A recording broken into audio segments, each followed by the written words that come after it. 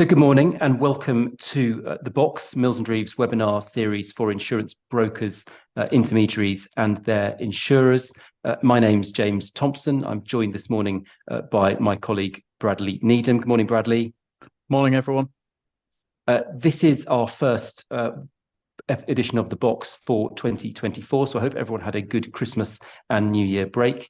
This morning, Bradley and I are going to be discussing the case of Infinity Reliance Limited, trading as My First Years versus Heath Crawford, which is a decision of the High Court from December of last year. So what are we going to be covering this morning? Well, Bradley will talk you through the background facts of the case, and we'll have a look at the issues between the parties. I will then turn to have a look at the decision and see what the judge made of it all. We'll be giving you our views on the issues and on the decision as we progress through this morning. And if you've got any questions, then please do drop them into the Q&A function, and we will deal with those at the end. But now I'll hand over to Bradley, who's going to talk you through the facts of Infinity Reliance versus Heath Crawford. Thanks, James. A little bit about the facts of the case. Infinity is an online retailer which sells personalised gifts for babies and children. As they're personalised, Infinity can't use a third party to pick and post its orders. It needs its own space in a warehouse to personalise the gifts first before they're sent. In 2021, Infinity was working out of a warehouse owned and operated by a logistics company called Signia. They paid Signia for their equipment to help package and dispatch the goods, and also for their logistics work. Infinity's business thrived during COVID, but unfortunately things took a turn for the worse in spring 21. In May 2021, there was an extensive fire at Signia's warehouse, and the result was that Infinity couldn't use the warehouse anymore. Its business was interrupted and it lost millions in sales until it could find a new home to work from. They did manage to find a new home, but the fit-out costs for all of the equipment they needed cost about $2 million. Infinity, though, did have insurance cover in place, which it had placed with its broker Heath Crawford, who they'd been using for a number of years. The policy included business interruption, or BI cover, which they thought would cover them for just this type of scenario. Before moving on to the next slide, it's important first to explain the two types of BI cover that are available. The first approach is gross profit sum insured, which is the traditional method. It requires an insured to forecast its insured profit over the indemnity period. The premiums then fixed in advance, giving certainty for insureds. So if a claim is made under the policy to the insurer and the insured has underestimated the risk or grows faster than expected, it will be underinsured. If that happens, the insurer will apply an average to any claim, where it will reduce pro rata the indemnity that is paid by the proportion of the underinsurance. The second approach is declaration-linked cover.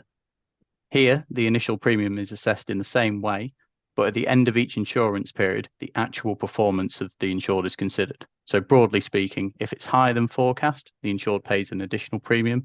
If it's lower, the premium is returned by the insurer. So there's less certainty for an insured about the cost of the initial premium, but if it makes a claim to the insurer, under this approach, the insurer agrees not to apply an average. So prior to the May 21 fire, Infinity's most recent renewal was in November 2020, following a Zoom call with Heath Crawford. Both sides agreed the meeting took place, but no minutes were recorded. Also at that meeting, and as in the 3 previous renewal meetings, there was no discussion about what Infinity would do if major damage prevented it from using the warehouse. The parties did agree at trial that the day after the Zoom meeting, Heath Crawford sent Infinity a document called How to Calculate Gross Profit for them to work through. Infinity had seen this document in its prior renewal and is summarised in the equation on the slide. The guidance document explained that once Infinity got its sum insured figure from the calculation, it needed to adjust this upwards to allow for anticipated growth during the indemnity period.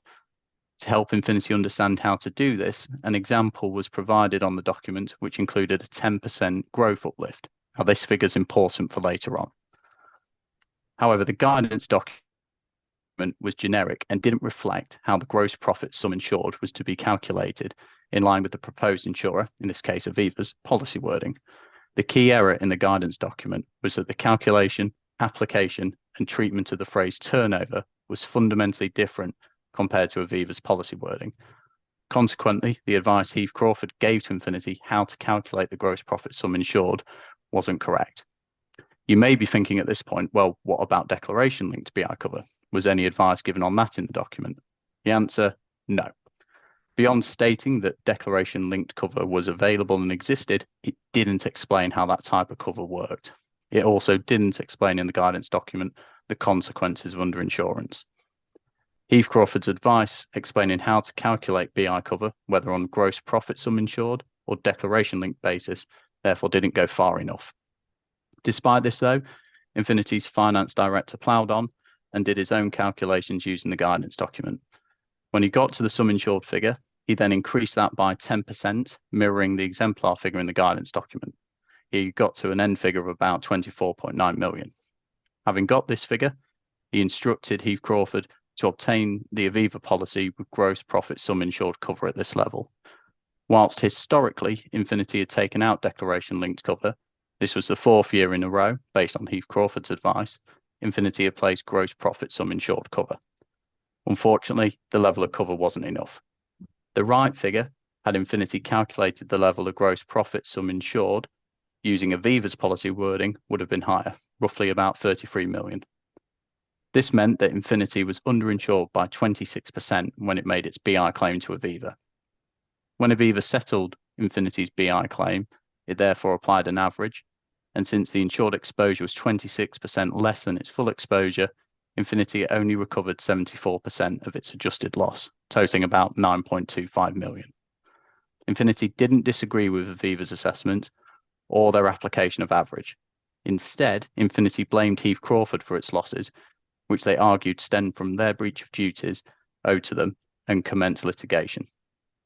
In the proceedings, Infinity said that Heath Crawford, as its broker, was at fault, as if it had given proper advice to them, it would have been fully insured for the loss. It made 3 specific complaints that Heath Crawford breached its duty of care owed to Infinity, as shown on the slide. Heath Crawford admitted breach for providing misleading advice about how to calculate the gross profit sum insured.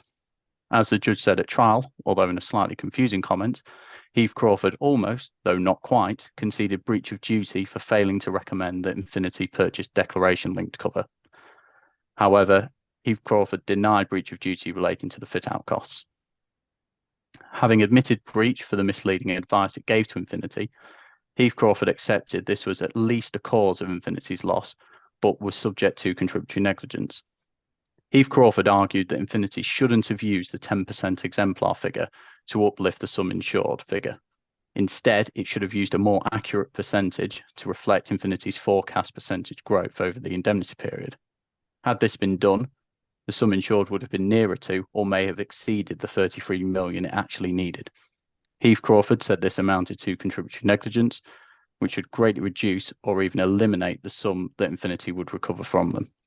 There were 2 minor issues about quantum in relation to the fit-out costs, though these were largely agreed pre-trial, with the headline sum settling around about 2.9 million.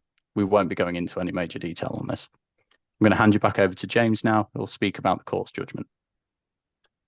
Great. Thanks, Bradley, for taking us through the facts of the case. And I will now have a look at what the judge had to say about it. First off, Bradley's talked you through the position in relation to breach of duty of care. And I just want to make the point that this is a decision of the High Court.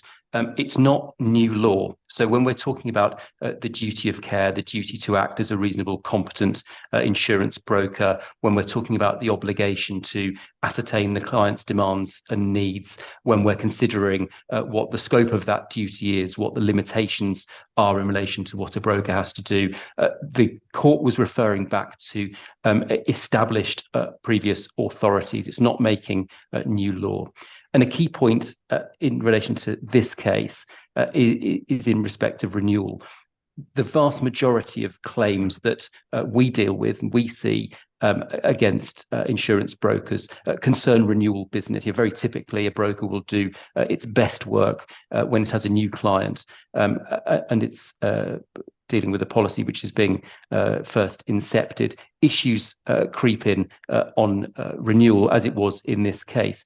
the duties, the duty of care, the obligations will apply as much on renewal as on the original placement of the risk. And you see the authority for that there, Beazley versus Travellers. There was some discussion in this case between the expert witnesses to expert insurance brokers about the extent of the duties on renewal. And the conclusion there that the broker comes to renewal with an existing fund of knowledge from its previous work for the policyholder, but it cannot assume that renewal is all that's needed.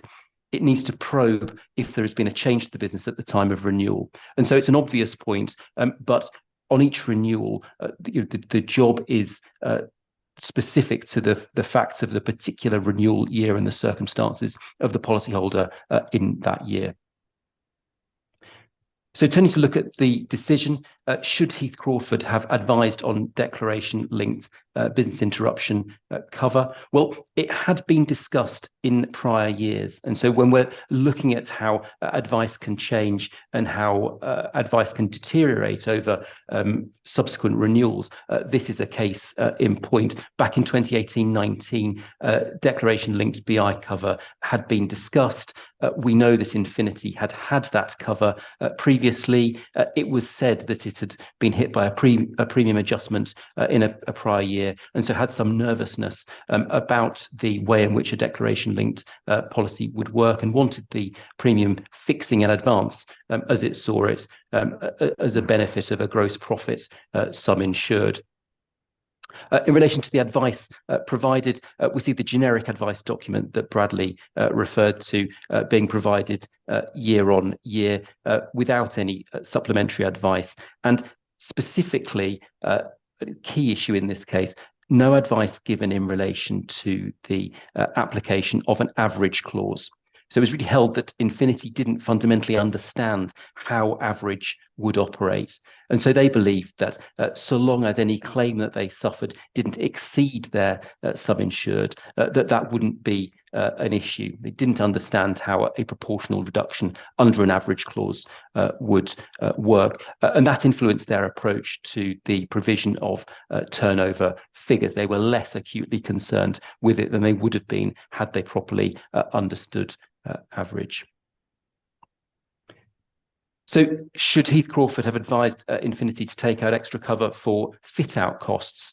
You might recall from the previous slide that Bradley took us through that this was one of the allegations where Heath Crawford did not admit breach of duty, but the court disagreed and said, yes, it should have provided that advice.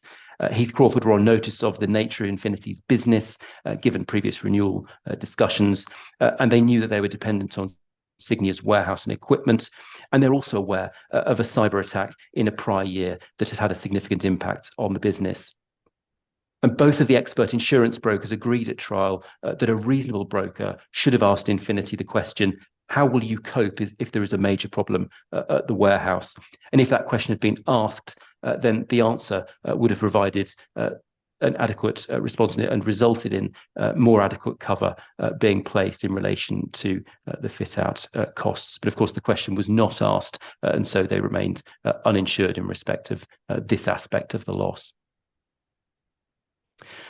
So we've considered breach of the duty of care, and the court found in relation to all three allegations, obviously one of which was admitted, one partially admitted, one defended, that Heath Crawford had breached its duty of care. The second question that the court needs to ask is whether or not that breach of duty has caused the loss, has caused the under-insurance. And again, there are three issues that the court needed to consider.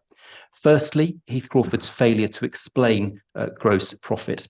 Breach had been admitted in relation to this, and it followed that this error caused the loss when Infinity's claim was reduced by average. But for that mistake on the part of Heath Crawford, Infinity would have had sufficient cover. Secondly, the failure to recommend declaration-linked BI cover. Again, breach of duty was established. Declaration-linked cover was mentioned in the advice document, but it didn't describe it in much detail, and it didn't explain its advantages. And the court found that if Heath Crawford had given advice to Infinity on the pros and cons of declaration-linked cover, then Infinity would have chosen it. Thirdly, the failure to advise on extra fit-out costs cover. Again, breach of duty established. And if Heath Crawford had asked the question, how will you cope if there's a major problem at the warehouse, the question that the expert witnesses had identified, this would have revealed a gap in the BI cover being sought at the start. Discussions would then have been held to result in a reasonable sum insured being agreed, and ensuring that the equipment that Signia owned was added to the policy. So Heath Crawford have gone down in relation to breach of duty. They've also failed to defend the claim on grounds of causation. It's been held that the breaches of duty caused the underinsurance. The third issue that the court then needed to consider, having considered breach of duty and causation, is the question of contributory negligence. To what extent had Infinity's own conduct contributed to the situation in which they found themselves, contributed to their underinsurance? So the court asked two questions. Firstly, were Infinity at fault in how they calculated their BI sum insured for the 2020-21 renewal? The answer to that question was yes. Infinity had only followed part of Heath Crawford's advice when calculating the sum insured. They didn't apply their own growth forecast for the sum, but they incorrectly used the example 10% figure in Heath Crawford's generic advice document, and that was Infinity's error. The second question that the court asked was whether the loss Infinity suffered was at least partly a result of that mistake. Again, the answer to that question was yes. Infinity had failed to use the correct gross profit figure and had failed to apply a reasonable methodology when calculating their sum insured. The first mistake was due to Heath Crawford's breach because of the incorrect advice that they'd given. But the second mistake stemmed from Infinity applying the 10% uplift to their sum insured figure rather than a figure for the growth forecast of their own business, which would have been closer to 20%. The court found that each mistake was a sufficient cause of the loss. Avoiding either of those mistakes would have either mitigated or eliminated the effects of it. So what did the court do in relation to this contributory negligence on the part of Infinity? Well, they said that Heath Crawford's breaches were more significant and serious. If they'd given accurate guidance or recommended declaration-linked cover, then the loss would have been totally avoided. And whilst, yes, Infinity did contribute to their loss with a lack of proper methodology for calculating their sum insured, on balance, this wasn't as potent as Heath Crawford's breaches of duty.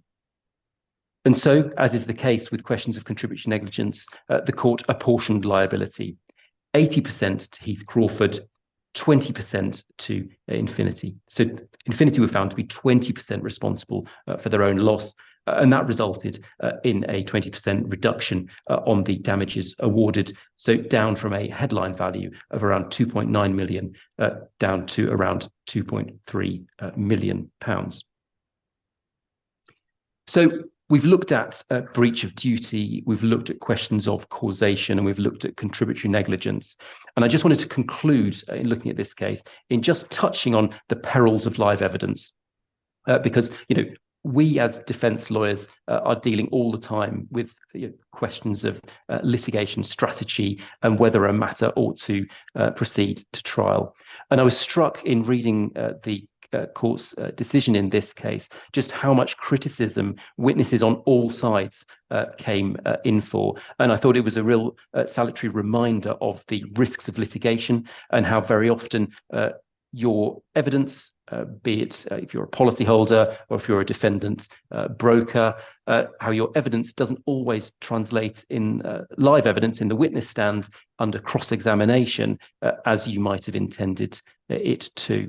And just a few quotes that will give you a flavour of the judge's criticism. Infinity's FD, Mr.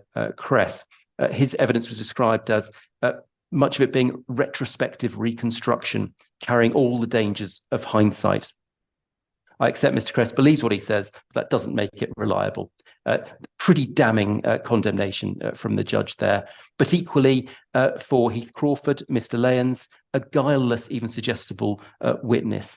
You can see that the language that the court is using is pretty stark, and it is self-evident that this is not how either party would have intended their key witnesses to come across in the witness stand.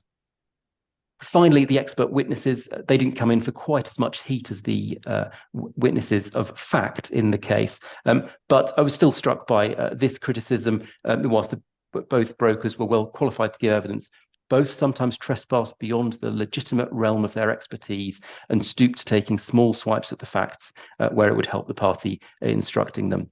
So there's an element of a plague on all your houses from the judge here, and to some degree that's reflected in a decision which does apportion some blame on both sides, albeit with Heath Crawford bearing the majority of the liability.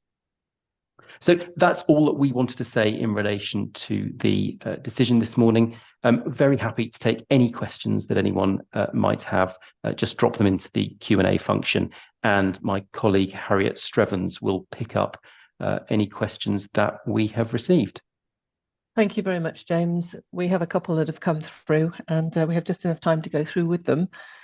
Obviously, we don't know the intricate facts of the case and whether there had been a mediation or Part 36 office or WP discussions. But the question asked is whether a broker's making an obvious mistake if they admit liability. I mean, on that basis, would you say that's a risky strategy to then go to trial on if you're just relying on causation or contrib arguments? So I would say, anecdotally, the majority of the claims that we see against insurance brokers, the breach of duty question, have you advised properly on some insured? Have you identified a particular onerous term? Those questions tend to be quite straightforward, pretty binary. And you reach a conclusion quite quickly on whether or not the broker has breached their duty or not. And so then the vast majority of claims, causation and questions of contributory negligence do become the landscape that that the parties are fighting over. So it's really common in the broker sphere, to be fighting about these issues. Whether or not it's a high risk strategy to take a case to trial solely defending on grounds of causation or contributory negligence is plainly fact dependent. How strong are your causation arguments? But I would say, if you go back over the last 15 years, there's a whole chain of authorities where questions of brokers' liability have been considered solely on questions of causation, and there's nothing wrong at all with defending a claim against a broker on causation alone. It's just going to be a factual question as to how strong that argument is. The same with contributory negligence. You reference offers, mediations, alternative dispute resolution. We obviously don't know in this case, what might have taken place in that respect. But as litigators, as insurers, we are in the business of pricing risk, and no doubt if there is situations where you've got an obvious breach of duty, there may very often be a price that you will put on the risk that you might not succeed at trial. But that's all about litigation strategy, and again, highly fact dependent. It's interesting you reached that conclusion, because another questioner has raised the point. Do you think that Heath Crawford were harshly treated, given the judge said that Heath Crawford was recommending, though suboptimal, would still have provided full insurance had Infinity carefully followed through the incorrect guidance that it had been given? I think that there are, yes. I mean, I think there is a risk. I've seen lots of cases where brokers do get badly treated by judges, and I think traditionally, I think there was a view that perhaps judges didn't like insurance broking as a profession, and you'd see some harsh judgments. And yes, here I think that plainly there was some discussion. I think issues around generic documents, we can see that quite often, that generic documents can cause problems. I think here a failure to advise on the operation of average was a real issue. And I think one of the takeaways for any broker advising on BI would be to ensure that you are providing proper advice, or full advice on the the pros and cons of the different sorts of cover, but also the insurer's potential remedies if they're under insurance. So yeah, certainly I can see that point of view. Equally, I can see that the broker here had left themselves exposed to criticism, and that's reflected in some of the questions of breach being conceded at a fairly early stage. Yeah. Flipping the coin for just a moment, there are situations where policyholders don't help themselves because they don't read the schedule or the wording or check a statement of fact. Are there cases where a broker can successfully argue for a contributory negligence discount, or is that an illustration of a case where that might be the case? It's a really good question. Yeah, I mean, if you look at authorities like Avondale versus Arthur J. Gallagher, the judge in that case, really clear that a policyholder cannot simply say, well, I didn't read the documents that were provided to me by my broker. It's always a question of degree. If a policyholder has failed to read a statement of fact, generally a relatively short document, if they've failed to read something which is on the schedule, then they are likely to come in for criticism and be subject potentially to contributory negligence discounts. If we're talking about an exclusion which is buried on page 50 of a policy wording, then a judge may be slower to reach the conclusion that they ought to have found it on their own, and may in that circumstance be saying, well, the broker ought to have been providing further advice, flagging onerous terms. So I think the easier the information is for the policyholder to find, the more vulnerable they're going to be to criticism. And I think the takeaway for a broker here is it comes down to making sure that you've gone through that exercise of identifying the onerous terms and where they are buried to whatever degree in the wording, to draw them out and bring them to the client's attention. Thank you, James. We do have other questions, but no time to actually take them right now, but you'll no doubt deal with them afterwards, and I'll pass the baton back for you. Thanks very much, Harriet. Yes, and absolutely. If anyone's got other questions, if you've sent them in, I will come back to you by email. Equally, I hope you've enjoyed this morning's session and found it informative. If you've got any other ideas for topics that you would like to see us cover on The Box, or if you'd like to be a guest on The Box, then do drop us a line. I'd be delighted to hear from you. But for this morning, from Bradley and Harriet and myself, just say thank you very much for joining us and enjoy the rest of your day. Thank you.